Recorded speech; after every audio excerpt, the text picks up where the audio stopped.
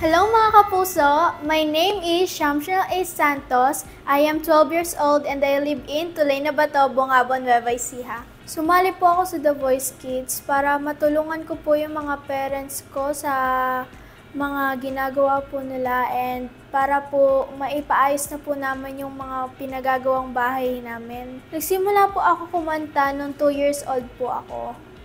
And marami na din po akong alam noon, katulad po ng kay Gary Valenciano, yung iba pong mga kanta pa po, madami po. Nagsimula po ako noon 10 years old po ako. Yung year po na yon, mga 6 times po ako sumali sa mga competition and 5 times po ako nag-champion. Sumali na din po ako sa TV, kaso hindi po ako pinalad kasi po nadala po ako ng emosyon ko. Pero hindi po ako titigil hanggat di ko po naaabot ang aking pangarap. Mga napapalanunan ko po sa competition, tinutulong ko po sa pagpapagawa ng bahay and yung iba po binibigay ko po sa pag-aalamang ni Papa. Na-excite po ako na makita po ulit ako sa TV para makita po ako ng mga sumusuporta po sa amin sa bayan namin. Hello mga kapuso!